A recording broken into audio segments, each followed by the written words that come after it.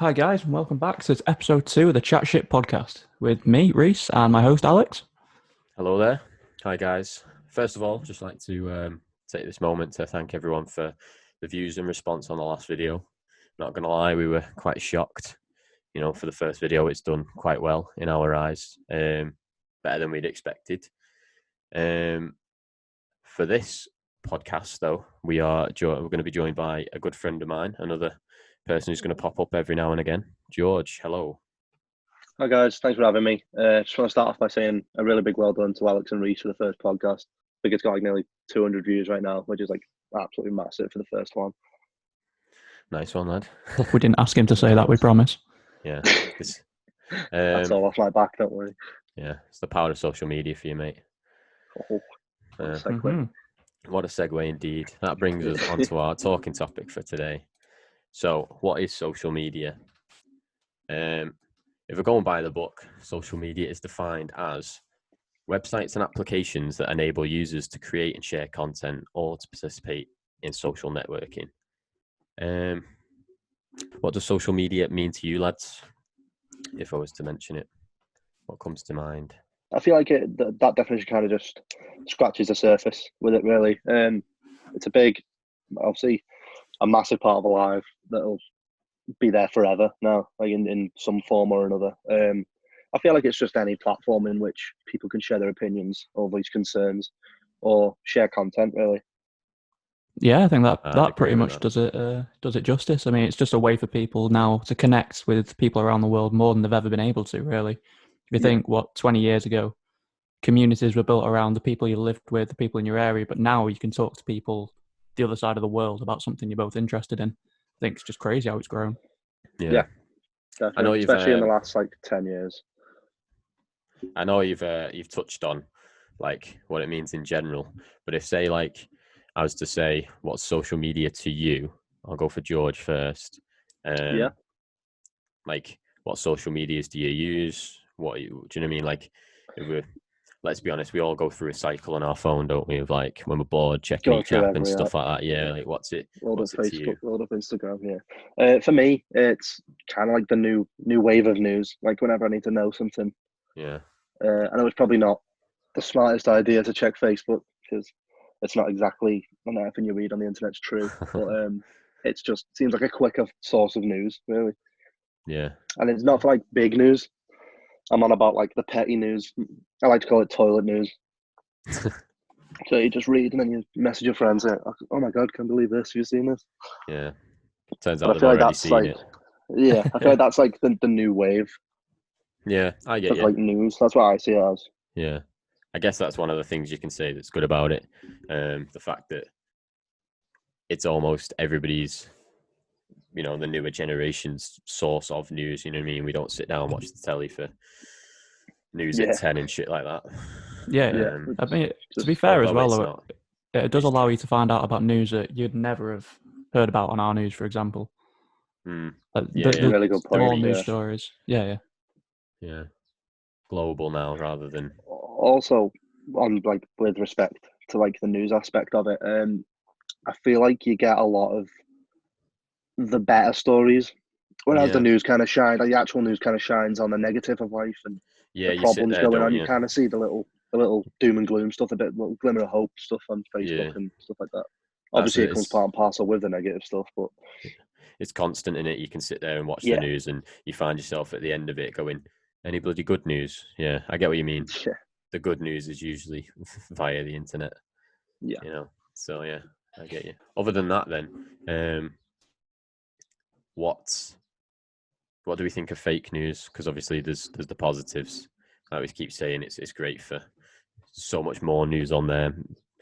Good news as well as the bad.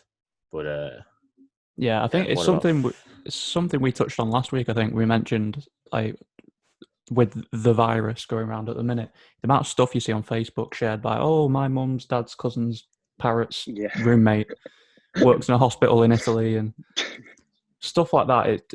It quite annoys me, to be honest, because it's so easy to spread not just fake information, but like fear. Any information. Yeah. I remember one thing I saw specifically was about how I think ibuprofen can make this worse. But then I saw that as well. Yeah, but then if you actually look at what actual doctors have said, people had to come out and say that's not true. But because something on the news like that, because something like that doesn't have the same reach as someone sharing it on Facebook, you've now got thousands of people who are like, oh no, don't take this drug because it'll make this worse, when there's no evidence at all for that, really. Yeah. It's a great point, really, because like I could go on Facebook right now and write some like bullshit status and just word it like I'm an intellectual and like it's fact, and it's guaranteed to get at least like 100 shares if it's some pressing information, like the 5G tower stuff now. Like that spread because one person was having a laugh and said, "Oh, it's a coincidence all these towers have gone up at the same time." But people take it serious because they see Facebook as that serious, fact-filled news source. Yeah, I think that's one of the downsides of social media it's brought about. Is it used to be people arguing facts, but now it's got to the point where people think their opinion is as important as someone else's fact. Oh, definitely. Yeah, and they get upset when nobody agrees. Yeah. Having said that, though, it is, if we talk about opinions and stuff, it's a great place for you to share your opinions and things like that. You know what I mean? It gives everyone a voice, should we say. Some people don't really deserve a voice at times. No, that's very true. Some of the things people come out with. But I feel like that's part and parcel with like the privacy side of things on social media, because like there is none. It's everything you post is going to be there for like ever. Yeah, for definitely. So like you open yourself up to that stuff. Like I'm still looking at like my family. Always go down my Facebook and find posts from like 2013, and like bring them up again. And it's like, oh, don't do that. It's like the most embarrassing thing ever. Yeah, I mean, and it's like, and when I was writing it, I was thinking it was like funny, and I was thinking it was amazing, and it just makes you think like, what about in 10 years' time? Am I going to look at the statuses that I was writing now? I think the same thing. I mean, obviously for us, it's not quite as big as a deal. But if you look, it was when was it? It was like 2 years ago or something, wasn't it? When Kevin Hart lost the Oscars for a tweet he made 10 years before, joking about his son playing with dolls when he was a kid, and then it gets brought up 10 years later, and he ends up losing the Oscars because of it. Yeah, something homophobic or something like that. Yeah. I mean, check out the documentary on Netflix. I can't remember the name of it, but it's in that. I watched that. It's really good. It's really good to see like his reaction to it. Yeah, because you kind of get to see that side of things where it's like you see like how sorry he felt in his eyes. Like he doesn't even need to say, you can see in his eyes, but like I think that's just disappointed in himself. The way the world evolves, doesn't it? Yeah. Like the things now that are a taboo subject that 5 years ago didn't exist. Yeah. Yeah, and it's just crazy. Not even that, but even if you go for a job nowadays, I think a lot of employers go through your social medias to see what kind of person you are, because there's rules and stuff, isn't there, about what you can say and share. You know what I mean? Like you can get in trouble if you say anything about work via your social medias. Yeah, it's a gross misconduct issue, isn't it? With like most officers and stuff like that. I know, like my experience, there's been people. Obviously, I won't name names, but like there's been people who I've worked with who's posted things, and you see it on Facebook, and you think, I don't really think that's like appropriate sort of thing. I don't really think that you should be doing that, but I feel like that's another issue with it. Like people get too much into voicing their opinions, and it can kind of make you think. Like, do you know that older saying of "Don't judge a book by its cover"? Well, that's like not a thing anymore, because you don't have to. You can take one look at someone, find them on Facebook, and you feel like you know everything about them. And it's like one of those things of just, it shines such a negative light on some people who are actually have a lot of positive things about them. Yeah, I get you. Yeah, that's a good point. People let themselves down a bit on social media, I think. Because they voice things that nobody asked. Yeah. You know, they can have one way of putting it. They can have that opinion, but obviously some people don't want to hear it until they ask. It comes back to that thing of, I was talking about it with my family the other day. So when people post pictures of like relatives who've passed, and they do it on like Snapchat and Instagram, like a social media platform, I understand that you want to let people know that like the love is there and like the memory is still there. Yeah. But for me personally, I feel like there's a better way to do that, and I feel like that's something. I don't want to get too much into it because it's probably a very touchy subject for people. But welcome to ChatShip. I feel like it's something that will divide the room. But in my opinion, I feel like it's one of those things that I don't feel like most of it is out of respect. I feel like most of it's out of attention. Yeah, I'd have to jump on that. I mean, my personal experience, in terms of like sharing it, social media, that sort of thing, I think the exception comes when you're using social media to inform people that knew that person 100%.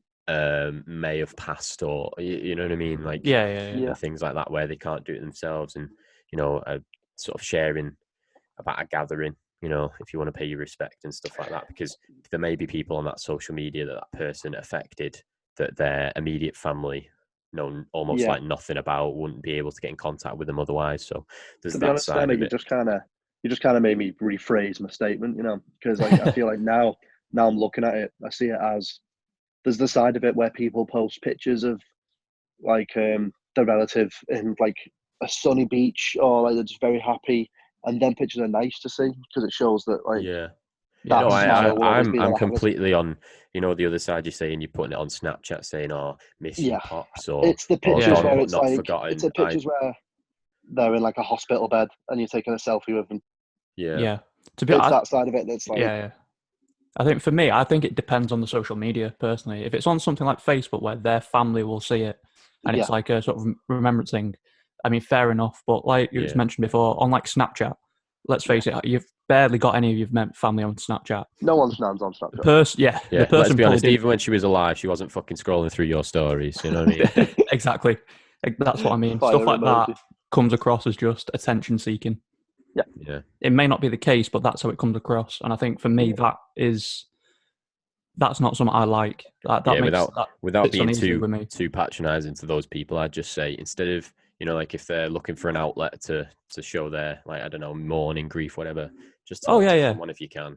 Like, I mean, there's better ways to do it than I believe anyway. Yeah, I mean, we should clarify, we're not saying don't mourn people. Just do it in a constructive way. Yeah, do it in a way that builds, not the way that just breaks you down more. For attention, yeah. Have we just done those things? Like, have we just inspired people? Oh my god, that's not what this is about. Quick, someone say something controversial. Oh, so many bad things just ran through my head. Let's bring it back to something positive then about social media. The reach. Yeah. Like, it's massive, especially if you're like an up and coming creator or something like that. Like, you can advertise your thing. I know, like we've done it with this page. Like, you can advertise it before you've even posted a video. Oh yeah, it's crazy, and it's massive. But it's the same with like, it's going to change industries around the world like forever. It already has started. Like, think about films advertisements.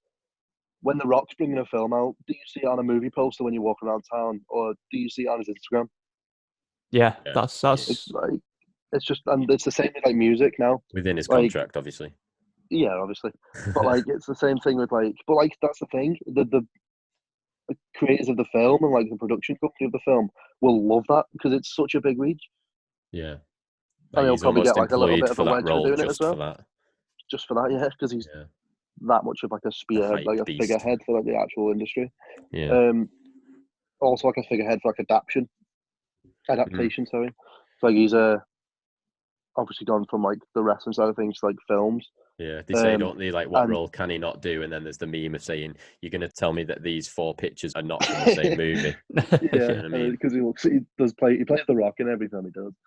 Yeah. But that's like his ease for like adapting to the new industry has been social media. Yeah. Because he's kept that following with him, and like, he's kept that following with him from his wrestling days to his acting days, and it's just been added to, really.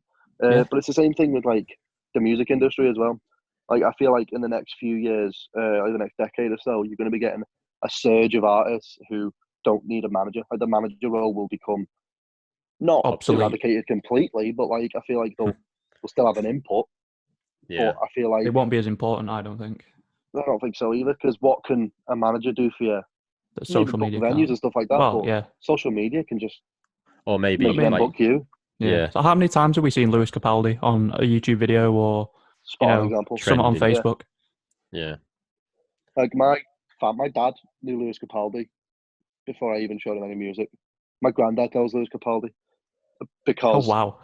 he's like, yeah, he does. He was about telling me the other day. He knows, like, you've seen him on Facebook and stuff like that, and it's like he's everywhere Yeah, because he's got that social media presence. Like, people know about him before they've heard his voice. he's just got a class personality, hasn't he? Yeah, he's very funny. I mean, that always helps. I was going to say, like, the manager role thing, it might not even be that the like, you know, Reece said they might not become obsolete, but they might not need them until they're absolutely massive. Like, and they just want to share the workload, you know what I mean? Yeah, definitely. Like, you can use the social media to get you following. And then, you know, people just can blow up now, can't they? Yeah. Not 100%. necessarily overnight, but, you know, because we're all connected. Like, for instance, the social medias, how artists used to be just a figure, do you know what I mean? Like an icon that you'd see on the news or in a press conference. Or rock stars in the 70s and 80s and stuff like or that. Actually performing. Yeah. And then now there's people with stories all over their social medias that give you an insight into their life just on a daily basis, you know what I mean? And it's nice. And it also interesting, a talking point would be, do you think that's a good thing? I mean, like I say, if you look back at stars of the 70s and 80s, they were these massive global icons. But nowadays, I don't feel there is anyone on the same, I don't know how to word it, on the same, like, scale. Caliber, yeah. Yeah, because there was such a mystique behind these people. Yeah. You didn't know much about their lives, and they were so like rare Prince, that you actually saw them. Yeah. Prince's great example. Sort of like attraction was the fact that he was so shy in interviews, you didn't know anything really about his life, but like when he would sing, it would be this completely different side of him, which was just unbelievable. Oh yeah, incredible. Yeah. And like you'd look at him and you'd never think that was capable of that voice was capable of coming out of that man. Yeah. Mm-hmm. And I think it's a good and a bad thing. Yeah. I feel like anyone now, it's opened it up to anybody. You don't have to be a certain individual to become like a rock star. Yeah. I also feel like it's kind of made us see the real version of some of these rock stars from years gone by and stuff like that. Like, look at the Gallaghers.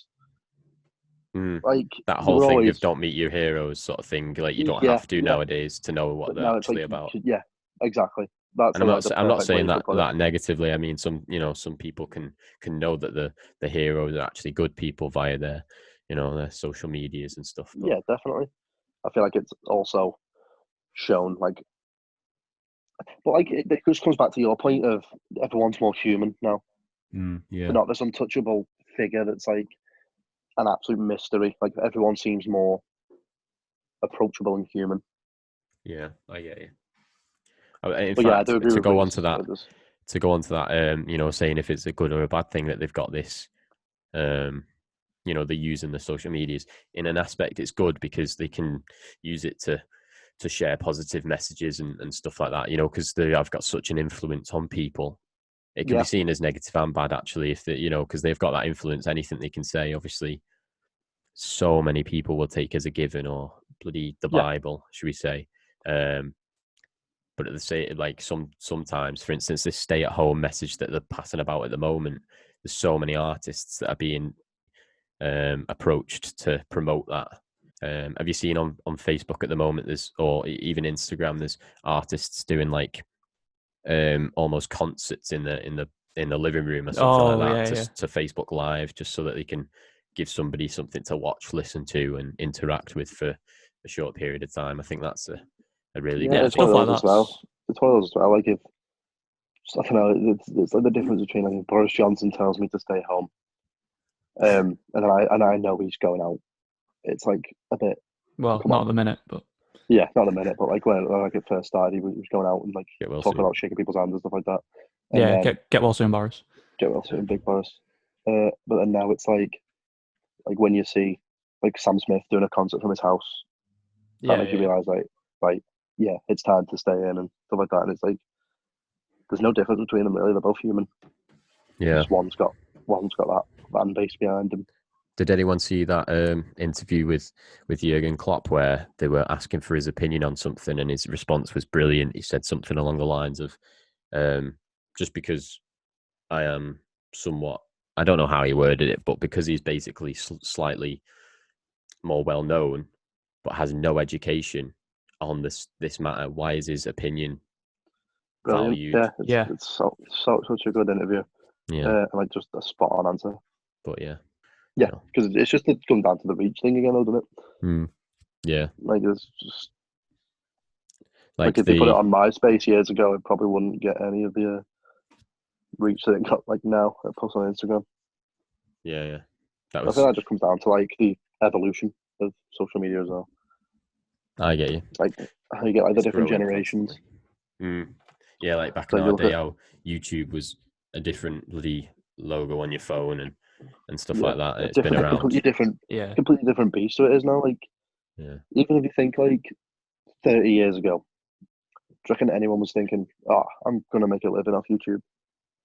I mean, I don't want to be one of these like, oh, first comment and all this. But I used to watch like PewDiePie and that when he was playing like the horror games, you know, when it was not even a done thing. Like no one thought back then that was almost like he created like almost a goggle box for YouTube before it was even a thing. So, for instance, he was showing his reaction to playing a scary game, and then from there, I mean, I'm not saying he was the first or the only person to do it, but he's the only person that I've seen, obviously with his incredible YouTube statistics now and stuff. But I just mean, back then, like that was a new thing to me, to the world. And like now, if I show someone, like if I show me dad a video of PewDiePie and stuff like that, he just can't grasp the fact that he's made a living from it. Yeah. I've had to explain to my father what this is. How the hell does YouTube make you money?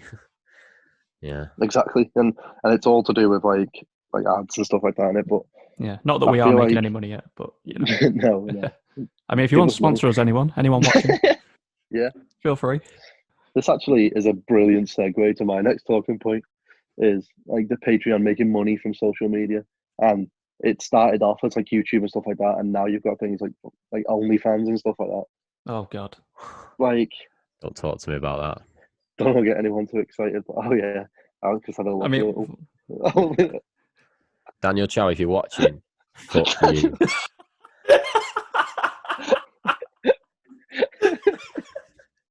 Story time. Yep, story time. It's gotta be a story time. Okay, so for context, people, I had some money taken out of my bank account and I didn't know where, from, who, how. I looked on my bank statement and there was about 400 or 500 quid just to OnlyFans in the space of like 2 days.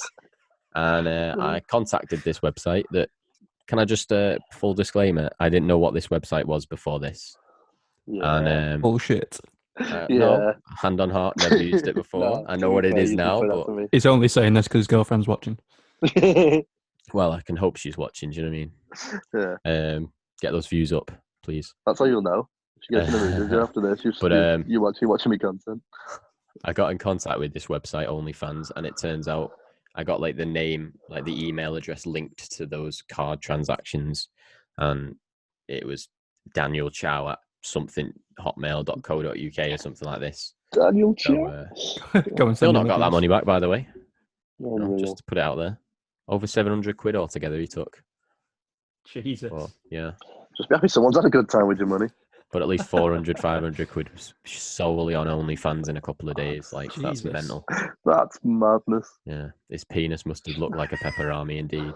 Yeah. Mincemeat. Yeah. So you're welcome, rough. Whoever the the foot fetish pages on OnlyFans that have made a killing from my bank account. You're welcome. Big Daniel smashed it. Yeah. But yeah, back onto the whole thing of making money on social media. Yeah, it's like now that's the thing. It's like what's going to come next? Like how far can that go?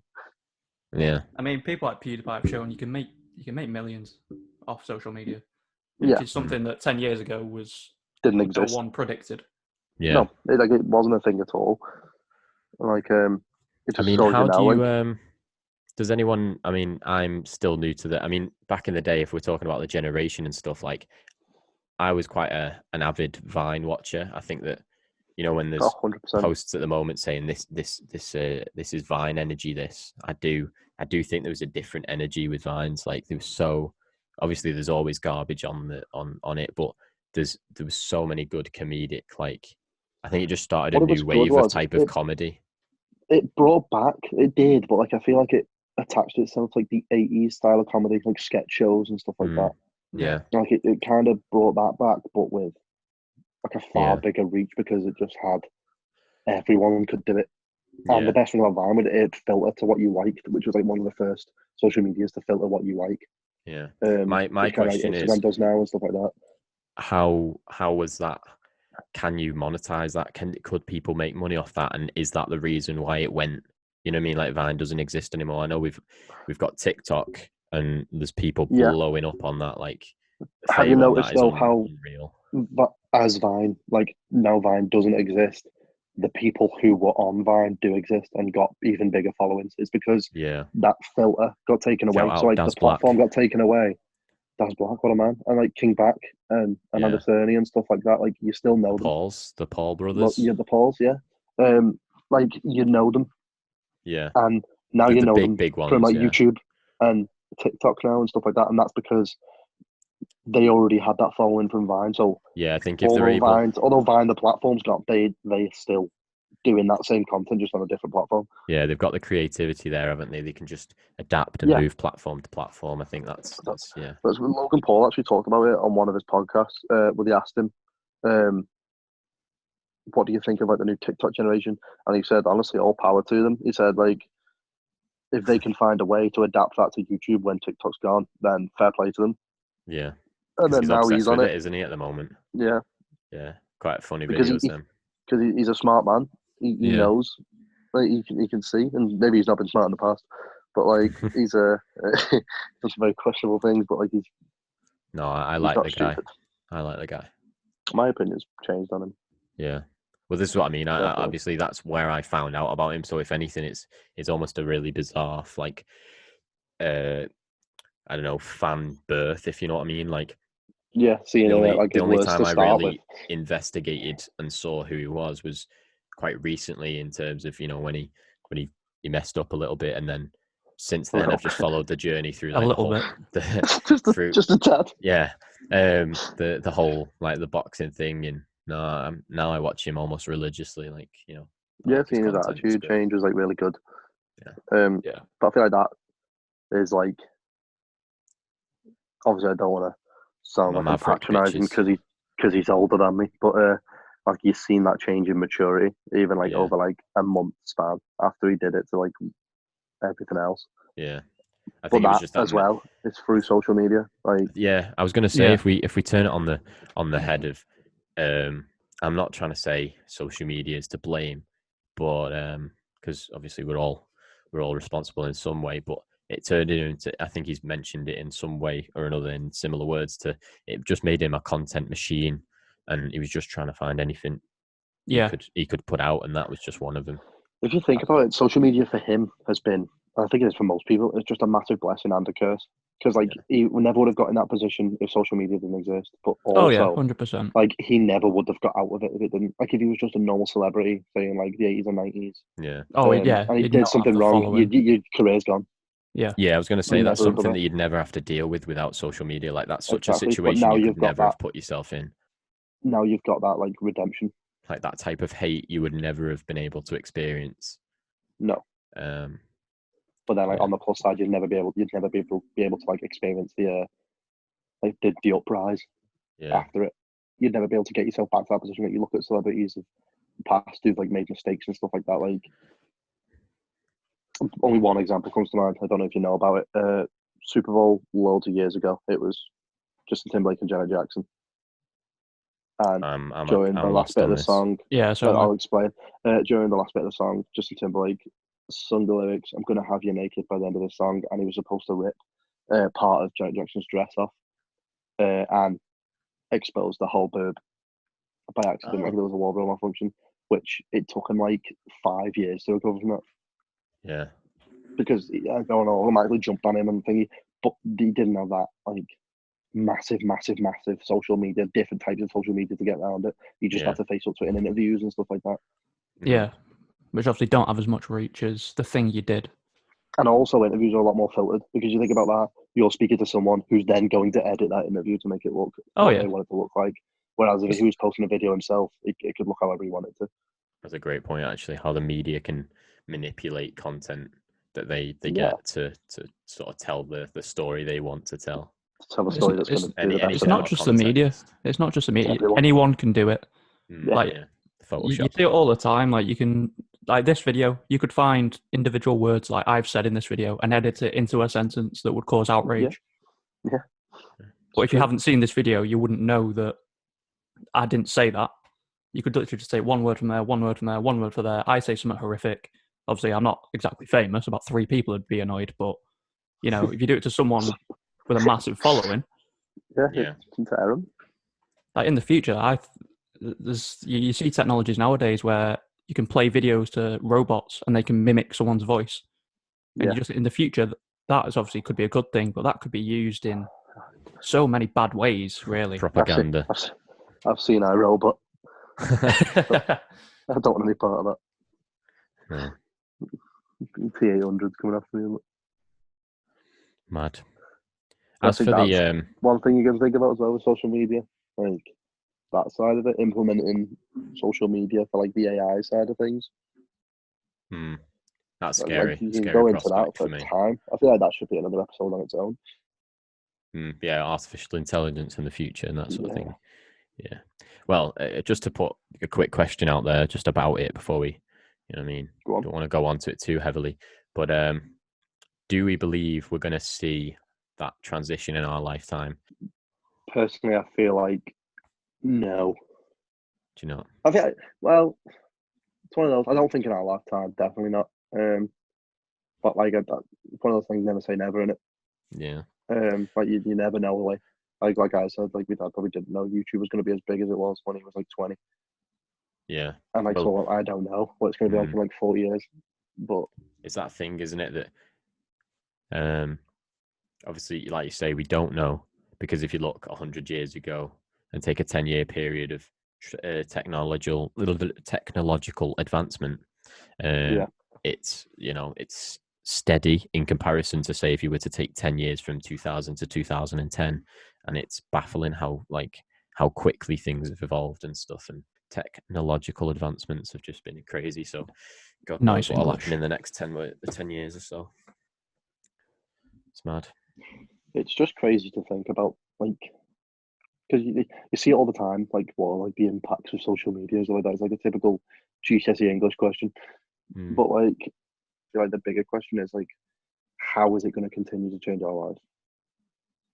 Yeah, like the film WALL-E. I reckon people are going to 100%. spend so much more time indoors, and I know we kind of that's kind of a law at the moment.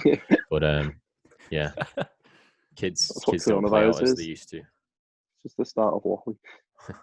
Yeah, I mean, I remember having a PlayStation when I was a kid, like a PlayStation 2, but no online, and so I used to go out and, you know, play Kirby on the road, knock and run, exactly that sort of climb a tree, go and build a den in a wood somewhere. Oh yeah, I don't think kids will ever get back to that now. I think this is just gonna snowball, and you'll see people spend more and more time inside. It's crazy, isn't it? It's crazy because don't you think, like, I mean, again, it might sound patronizing coming from us, but we're kind of, you know, old enough now to look back on that. But don't you believe that kids seem to grow up too quickly now because of like having a phone, social media and stuff, and being you know, 100%. Exposed to like the media's interpretation of like the perfect look and the perfect style and stuff, but at the same time it's weird because their maturity levels just don't seem to be there to match it. 100%. I mean, I thinking about, I don't think I got my first phone until I was like 13, and whereas like my sister got a brand new iPhone when she was 8, and it's like, what? I had crayons. Like that kind of thing just baffles me. It's like they're getting onto social media. They're getting onto social media younger and younger. You go into Mackey's when you're like 8 years old and you get a colouring book and start colouring them. Yeah, and now you do a word search, and now you've either got your iPhone or go on the bloody iPads that they've got installed. You go and you're playing solitaire where you like your nuggets and that, and it's like it's just mad. But I also feel like it comes back to that overall thing of like social media is like the double-headed dragon of like the good side and the bad side. because you've also got the fact that, like, if you're a single mother and you've got 2 kids and they're absolutely running you mental, now you can stick YouTube in front of them and it kind of helps kind of relieve some of that pressure. Yeah. But then on the downside of it, you've got to think, what is that doing to them? Yeah, there's a reason why Ryan's Toys or whatever his name is has made an absolute fortune. Yeah, 100%. Because it's like, it helps. It must help. It must relieve some pressure. Yeah. But then it's one of those things about at what cost. Yeah, I don't think you can answer the question, is social media a good thing? I think it is on an individual basis, because obviously for some people it leads to addiction, self-doubt, self-confidence issues, all that kind of stuff. But for other people, like, this allows us to do this podcast. Like 10 years ago, we wouldn't be able to do this because it didn't exist. No one would sit here and listen. But now it's just like completely say, for instance, those that are doing it full time, they wouldn't have been able to do it full time as it wasn't monetizable. Oh yeah, that didn't exist 10 years ago. There was no professional video game players, but now you see like esports stuff like that. You see people on YouTube making millions off it, and it's just like, it's crazy how far it's come in such a short space of time. It really is absolutely mental. It's mind numbing, isn't it? That's one of the things. Like, we've become so desensitized to certain things because of it. Like, it ties in slightly to, like you say, you can put an iPad in front of a kid and it just sort of shuts them up for a bit. Kids I saw a picture the other day, and it ties in perfectly. And it was just a picture of like the Facebook logo, the Twitter logo, and like YouTube logo and stuff like that, all on like bombs, and it just said weapons of mass distraction. And that just like tied in perfectly with that's what they are. If you think when we were kids, we'd go out, this is going to sound really patronizing to young people, I'm very sorry for this, but we went out and developed a personality, whereas now you go out and you develop a brand. You develop yourself as a brand, not as well.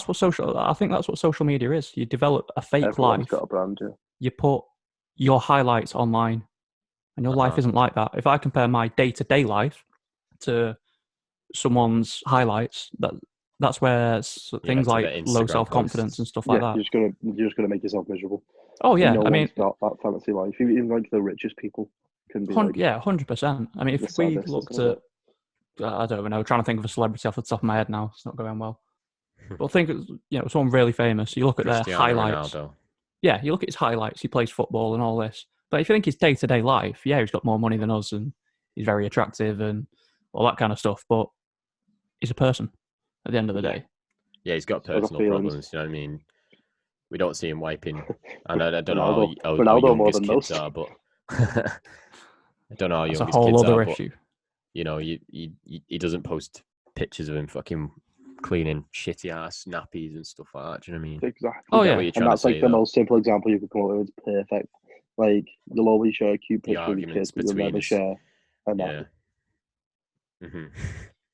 So I think it comes down to people just wanting everyone else to see them as like having a perfect life, which like but it's mad because like you've almost got two personalities. You've got your online personality and you've got your like real life.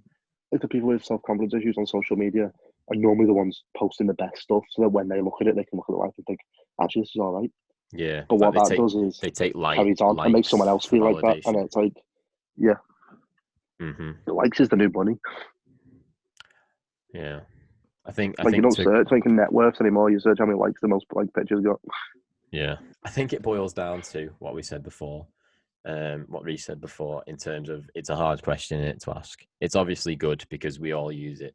Do you know what I mean? Like, the only way you're hearing this is because of social media. So we'd all be a hypocrite if we were to say, no, it's shit, stop using it. But keep listening to us. It offers so much like positive stuff. Like, it offers so much. Yeah.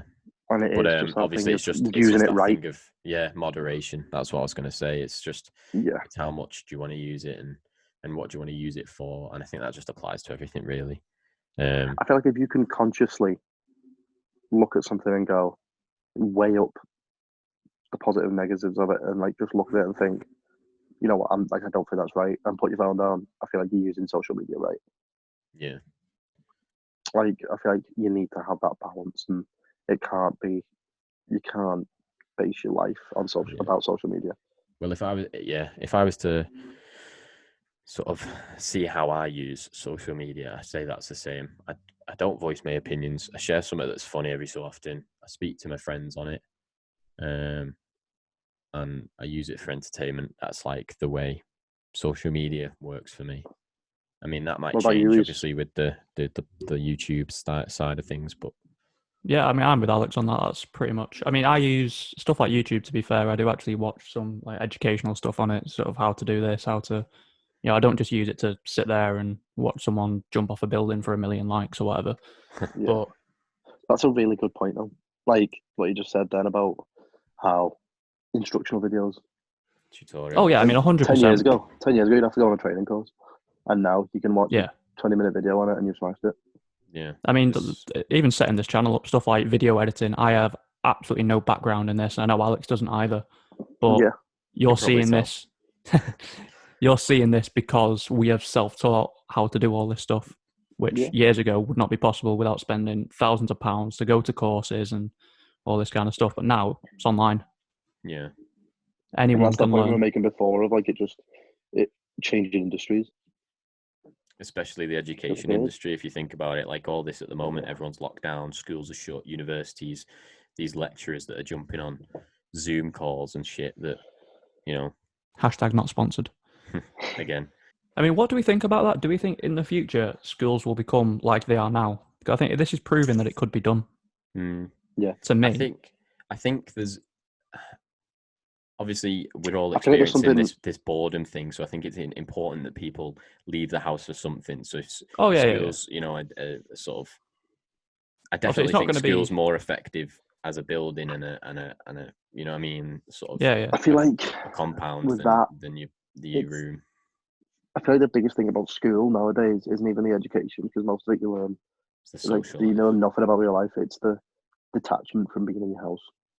Mm-hmm. Yeah, it's that maturity into like adulthood and like I mean, maybe not for things like primary schools or high schools. Obviously, you're there in our country 6 hours a day, and you're learning all the time. But maybe stuff like colleges, where you get a lot of free time and stuff like that. Yeah, you go in for like an hour lesson, you've got a 3-hour gap, then another one. Yeah. Potential. I think personally in the future, maybe things like colleges could do online lessons, but obviously go in for sort of more personal help. Yeah, like I don't know if you guys. Yeah. I reckon that's spot on. Yeah. Or even bloody go all Jedi Council on it from Star Wars. Holograms and that. Eventually in the future, some people can be there in person and other people can be watching through. Do you know what I mean? Live streaming. Yeah. Holograms although that sounds really sci-fi at the moment, I'm not saying you'll appear as a hologram in the room, but I do think that isn't far away from being what's going to happen. Like some people will be watching through a camera lens at home and other people will be. I mean, you've seen that thing, haven't you? Where it says snow days. Like we always used to love it when it snowed in our country because it means schools could potentially shut. Way back when. Go out and, snowball fight all day. But snow days will be swapped for online like classes. Do you know what I mean? Yeah. And that's a thing that's happening. Poor now. Kids, you're missing out. Yeah. There's nothing like getting a nice snowball formed around a stone. Yeah. Exactly. An ice ball. Pelting it at midday with a snowball and then pegging it. Never eat yellow snow, kids. Oh God. Yeah.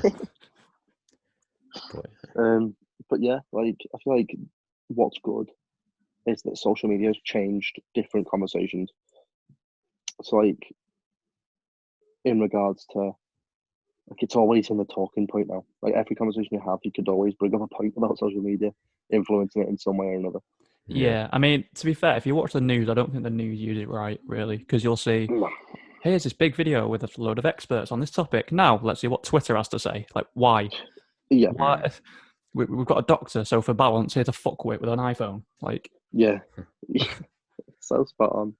And like, that's not just like normal news, sport news loves it. I know that's a lot more like opinion based. Oh, yeah. But stuff, actual news stories. Some people don't need opinions on stuff.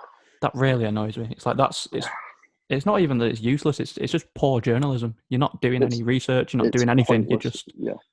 Let's see what this middle-aged mum who lives in Scunthorpe, with about 8 kids has to say about thermonuclear whatever. It's like, she's not going to know anything. Does Octomum live in Scunthorpe? Shush. The point I'm making is, it goes back to what we said earlier. It's like, why are people's opinions being elevated to the same level as facts? Yeah. It's like that, for me, that's one of the major downsides to social media. I mean, on the whole, for me, I like it. It works for me. But that is one of the big downsides. I see it all the time. I think if we're going super deep, this whole thing of like why people's why it's shared as much, like you're saying, the opinions of stuff like this. If it makes good content, and when I say good content, that's a thing of opinion as well. But if it's dramatic, do you know what I mean? If someone's kicking off or whatever, our lives are so, it attracts so much. Through social media at the moment that they're a bit more boring and shallow than they used to in some regards. Like, you don't go outside and get the same stimulation anymore as fucking sitting on your phone all day. So I think people just thrive off drama. There's a song lyric that like kind of sums up the effect of social media really well, and it's a rapper called NF. He's got a song called "Remember Me," and in that he says, "Look at the world we live in, defined by comment sections." Mm-hmm.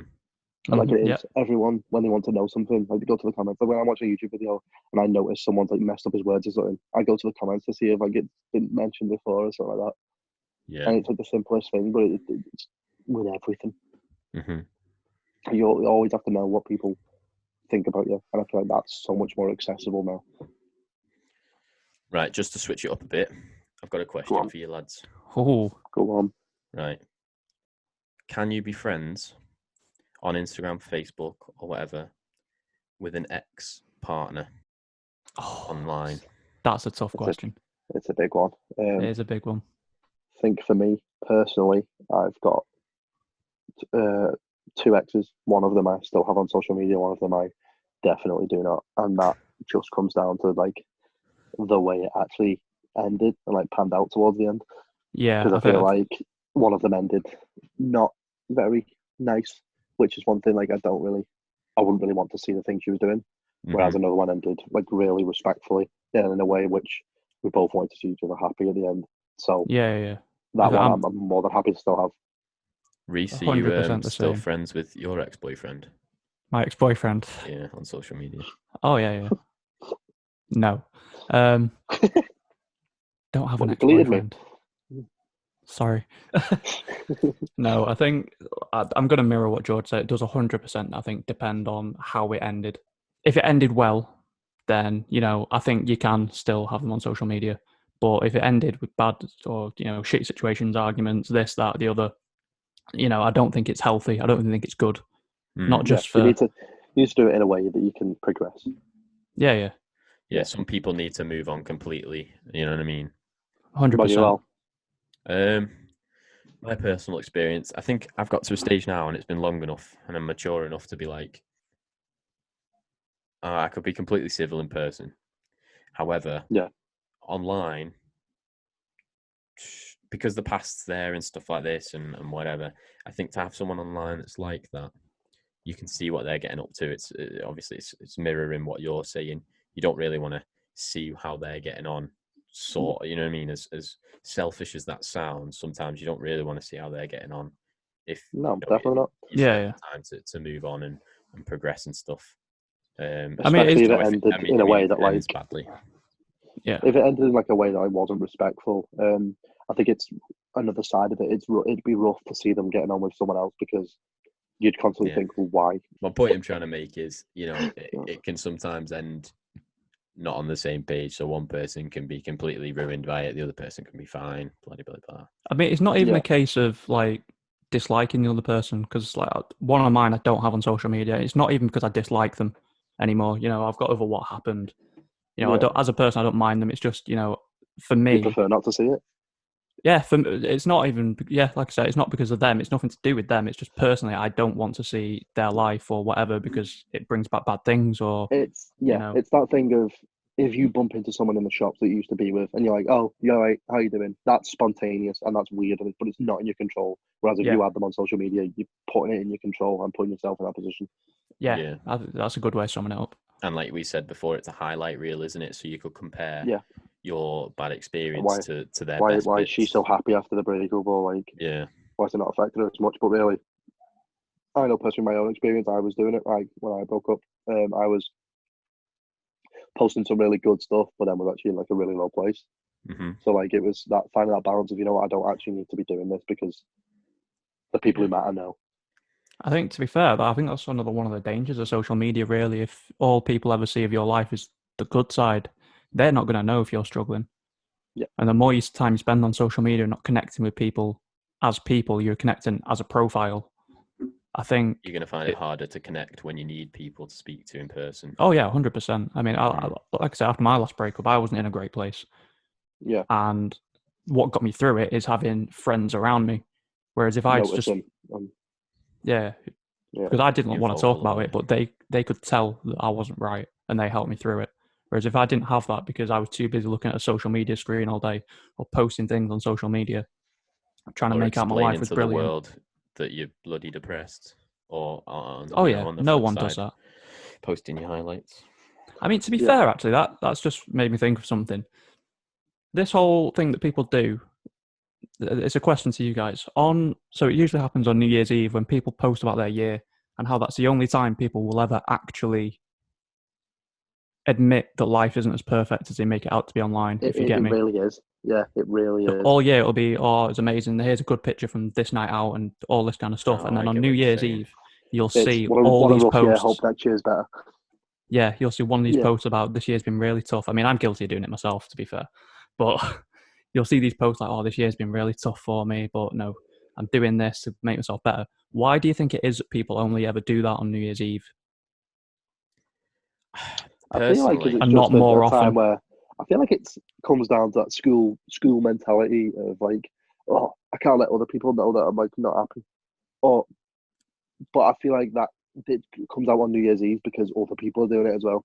Yeah, I was just about to say. I feel like people feel like comfier doing it because it's not just going to be, you're not on your own. Yeah. I mean, it's an interesting viewpoint. It's like social media culture now, like people jumping on the bandwagon and stuff. But yeah, I think it's that, again, I don't know. Maybe it just boils down to it's the time where people reflect most, obviously, because they're moving into the next... A new year. The next part of their life. And I'm not saying all people do it for attention, because I do believe now, because social media has become so institutionalized that... big word.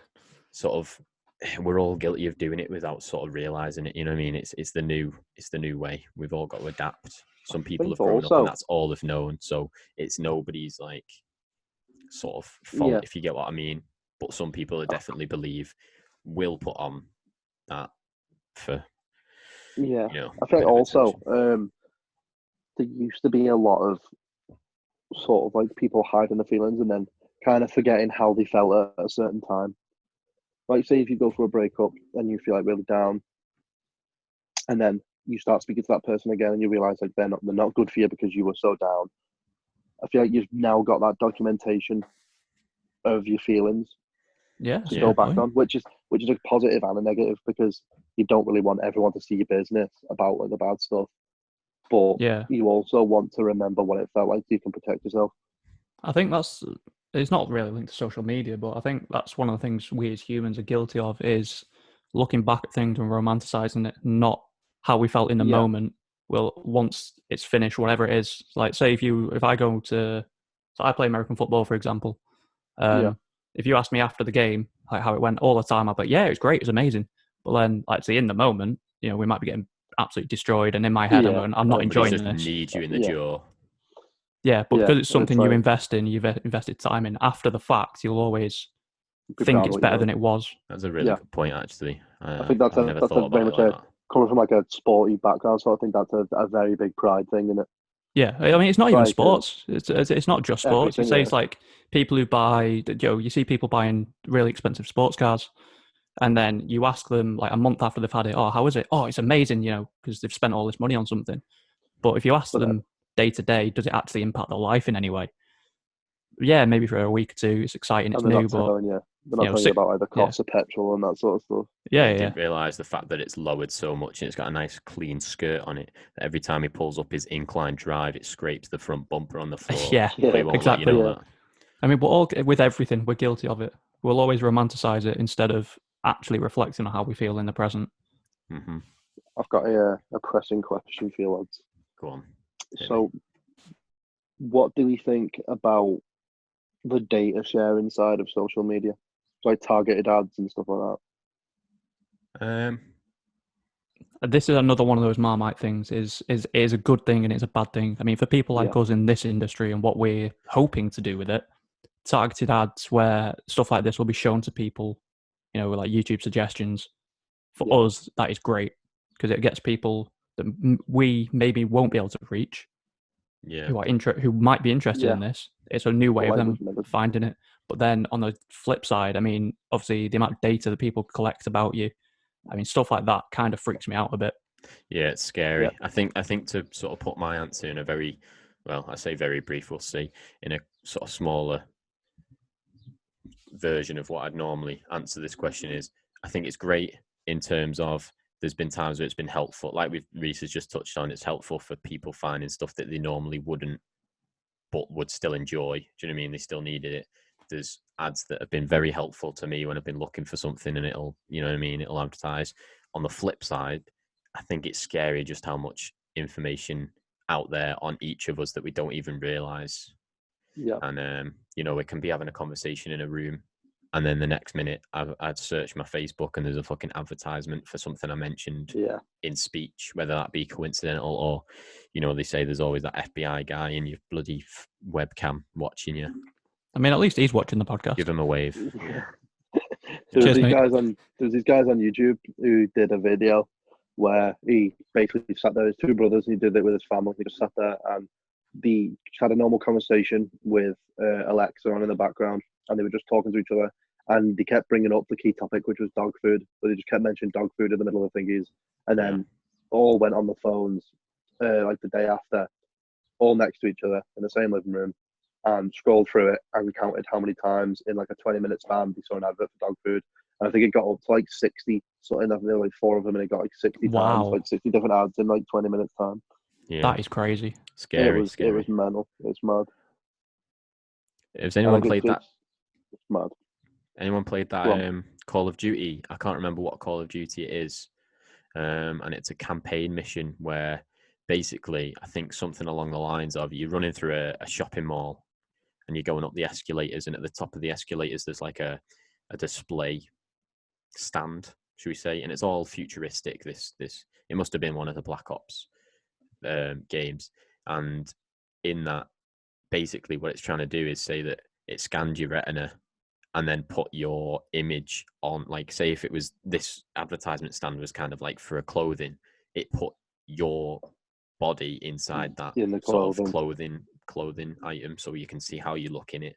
And I think that's another thing, you know, with all this facial recognition and stuff, eventually, that's, again, I don't think that's too far away from what's going to happen eventually.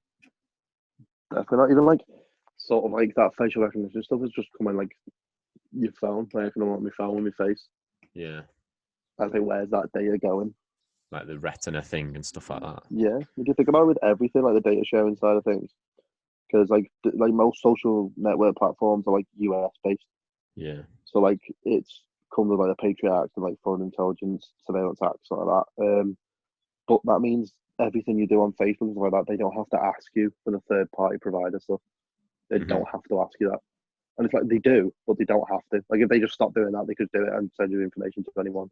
It's just literally out of courtesy that they did it. Yeah. Well, the thing I was going to say was then it's how we used to put input an actual password. That is like a choice thing. Yeah. You get what I mean? Like you physically have to type the right combination, whereas this facial recognition, retina scanning, and even your thumbprint to an extent, say if you walk past something, you can't like sort of stop yourself from looking at sort of, do you know what I mean? Like, or hide your face. You could be, you know, those, what I'm trying to say is that information can be scanned and used anywhere. Yeah. It's almost like, say you've got a contactless phone in your pocket and someone scans it alongside you, then they've used your information to get like, do you know what I mean? If you get what I'm trying to get at. Yeah. I've got another little point to make. It's not really a question, but more like an open-ended talking point. Go on. So, do we feel like cyberbullying? Sounds like a beginning of a question. It kind of is, but it's going to end as a statement. Okay. Well, I'll word it as a statement. So, like, cyberbullying now is such a massive thing. But, like, no, it's a question. Do we think it's worse because of, like, anonymity? Like, not 100%. knowing who's saying these things about you? Yeah. 100%. I think it's scarier. Like this keyboard warrior thing of, like, loads of people. Like, I know loads of people who would, like, talk so much shit on Facebook and stuff like that, but, like, when you'd see them, would be like, oh, how you doing, George? All right? How you getting on, mate? And it's like that thing of, don't do it's not a double-ended thing. If you're not the same person on social media, then you're not someone I want to hang around with. Yeah. Like, but I feel like the anonymity side has made that conversation impossible. You don't know who's saying these things. So someone could say something shit about you on Facebook, and then you see them when you're out, and they give you a hug and it's sound, and you'll never know that they're the ones. Yeah, I mean, And it's terrifying. It's 100%. Like, if I think if people can get away with saying something horrible or whatever to make themselves feel better, they will. And I think that is why, because they can get away with it. Yeah. I saw this, it was on a TV show actually. People were trying to solve cyberbullying, like coming up with theories. And they'd said this as a joke, but I think it could actually work if everyone had to have a license to be online. Yeah. So it came up with where you live, your name, all this kind of stuff. It'd stop immediately. Yeah. Because if you're talking shit about someone, but they know who you are, they can find you. You're not going to do it. You're not going to do it. I mean, unless you're The Rock, because who's going to go and fight him? But and it's so easy these days to make a fake account as well, or a separate account that you can. Oh yeah, it takes 2 seconds. So yeah, really does. And like the catfishing side of it as well, because that comes with the anonymity. Like, I've always seen an episode of Catfish or 2 or something like that. It's like, it's terrifying. Like, if you get into like an online relationship or something like that, you never know who they are until you actually meet them. I mean, let's take it that step further. If we're going for the catfish side of it, what about these these nonce videos that are popping about? That's scary. That the fact that they can pretend to be this, this person and then go and meet up these sickos that are trying to meet up with younger people. Yeah. Oh, I'm nicked. I'm nicked. So, what a man. To answer your question, I think it's worse. 100%. Yeah, I feel like it's got to be on it. The stories that we've been told, I know it's probably not the same, true in every case, but physical bullying, although it's worse. And when I say physical, I mean like they're doing it in person. I'm not necessarily saying they're hitting you and stuff, but we've always been taught those stories that if you eventually stand up to them, the bully shits themselves because they're a coward anyway. Whereas you can't really confront these anonymous people online. Yeah, he's faceless, the scary part. It's like most bullies are insecure about themselves. Yeah. So if you mix that with the internet and they can become anonymous, that insecurity is completely released because you don't know who they are. And it's a different kind of bullying as well, isn't it? Like I think I touched on it before about someone can take a picture of you or a video or capture something that you don't want to really share. And I mean it even in the form of, say, a picture of you, like a candid picture where you might not look in your best and you don't want him to share it, but they can take that and manipulate that picture and put it anywhere and things like that. Yeah.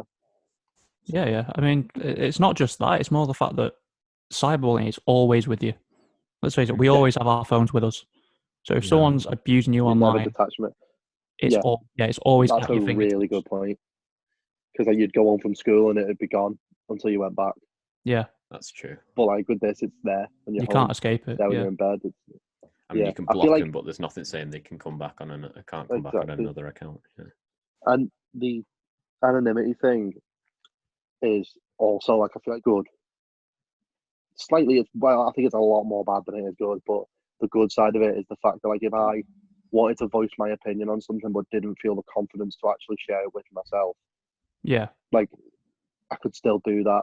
Raise that point or put a comment on something or something like that. Like, I think it's that school mentality as well. Of like, it's like if I see a YouTube video that I want to comment on and I comment on it and someone finds out, you're labelled like a gimp and that, ain't you? Oh yeah. For getting engaged with something. But if I do that anonymous, no one knows, but they still, like, that creator still gets that question. Yeah. I mean, that's a win. It factors in, so even us when we were making this channel, we had the discussion of, do we actually want to use our names? Do we want to be on camera and all this kind of stuff? Yeah, because it opens you up to so much hate. Like you're being so, especially with the talking points, like the podcast side of things, like you're being so transparent. Yeah, saying what like your opinions and stuff like that. It's nowadays, like 2020, it's a brave thing to do to put your face out there. Oh yeah. I mean, it's again, always going to be someone disliking. It is a double-edged sword. Obviously, not this doesn't really apply to us at this point, but people like PewDiePie, sometimes comes out and goes, "Why does this? It's not fair that something I say gets all this, attention, negative if he does something wrong." But at the same time, it's not fair that he gets to sit at home and make millions from YouTube, but he's not complaining about that side of it. So It is a double-edged sword. It's part and parcel, isn't it? Yeah. I feel like the big sort of like talking point with social media, like I said before, is how is it going to expand? Right. Okay. I get you. We've not really answered that too in depth, have we? Like, so where do we think the next stage is? Where's it going from here? Yeah. Is it going to evolve? To be honest with you, because of the way that I use social media, I might not be fully aware of like its capabilities. So for me, I just believe that it's just going to grow in terms of, do you know what I mean? The amount of people using it, the way, and with the more people that use it, there's more money in advertisement because more people are going to see it and things like this. So to answer your question, you can order something online, you're doing it. I don't know is my answer. I think it's just going to grow in terms of numbers and stuff like this. I think there's going to be new apps and new social media platforms that are probably That's what I was getting at, because like when you think about it, like before Vine was a thing, you would have never thought that would be a thing. Yeah, and then you couldn't sit there and figure that, but like when it was there, you never thought. Yeah, 100%. But I feel like that's the thing with like TikTok now. That's kind of like the new generation, isn't it? But you feel like a lot of those people, because TikTok is inevitably going to end, because it's just not a sustainable workplace. Yeah, do you think it's going to get old very quickly because obviously it's so popular, but because everyone's watching the same thing? Some people from that app will transition. Yeah. And it goes back to what Logan Paul was saying, like you need to be able to adapt. So you'll probably see in the next like 5-10 years, these people who are really famous on TikTok, like Addison Rae and stuff like that, like they'll transition over to YouTube. And put the lot. It's not like starting this channel and stuff like that. They will come over with this absolute colossal army of fans already. Yeah. I think any new social media, if it does take off, I think if we look at the past, it'll go through a cycle. It'll start off just as people creating content because they want to be funny, and it will become monetized very quickly when people realize its reach. Yeah. Things like TikTok, obviously, it started off as people just making funny stuff, but then people realized they can make money off it, and now everyone's trying to become a famous TikToker. Yeah. YouTube started off as people just making little funny videos. People realized everyone's watching it, you can make money off it. I think that is how, even Facebook started off as some college kids made on a campus, and now you've got businesses on Facebook making money. Yeah. So I think that cycle is just going to continue. The new thing will come. People will just make content for it. Businesses or people will realize we can make money off this. Yeah. It's sort of like every single social media is advertised in a different social media. Yeah. 100%. Like when you go on YouTube, it's like follow me on Instagram and Facebook. When you go on Facebook, it's subscribe to YouTube, follow me on Instagram, and like.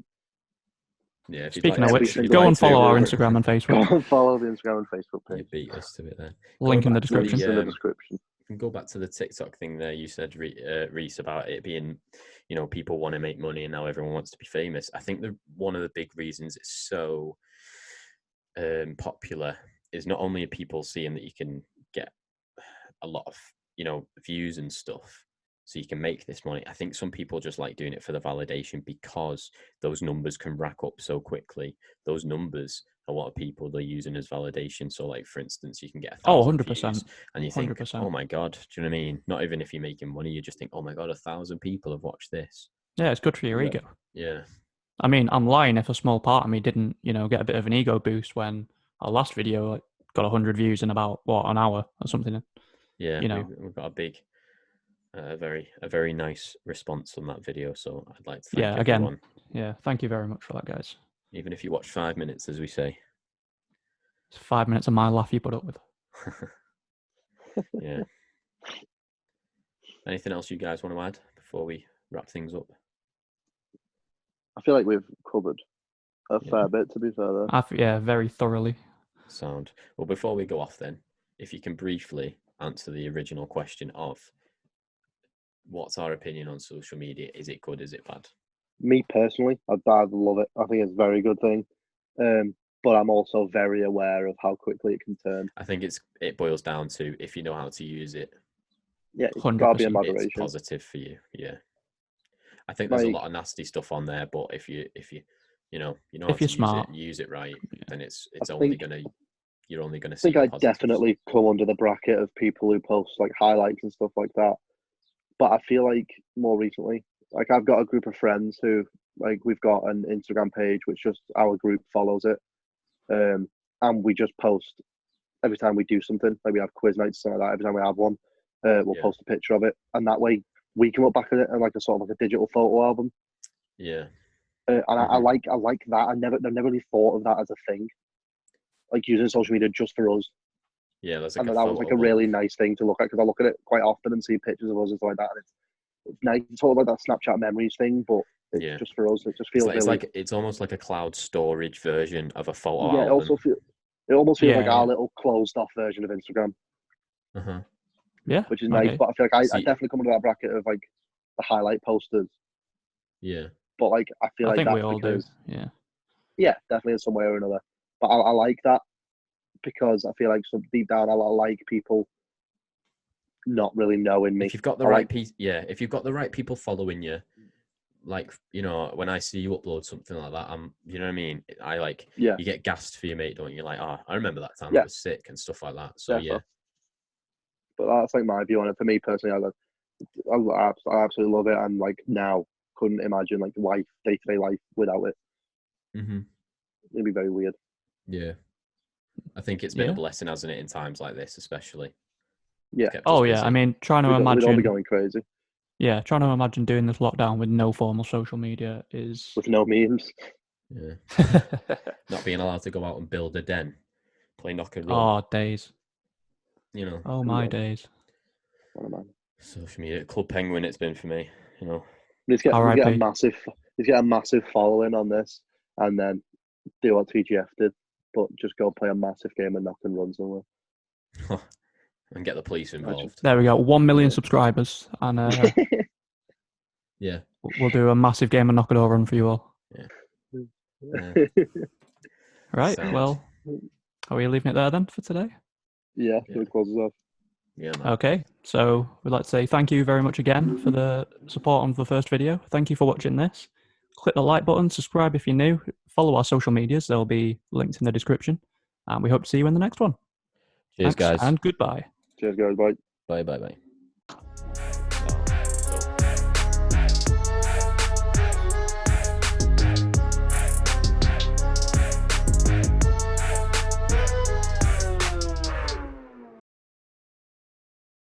Go on, George. What's your opinion? Okay.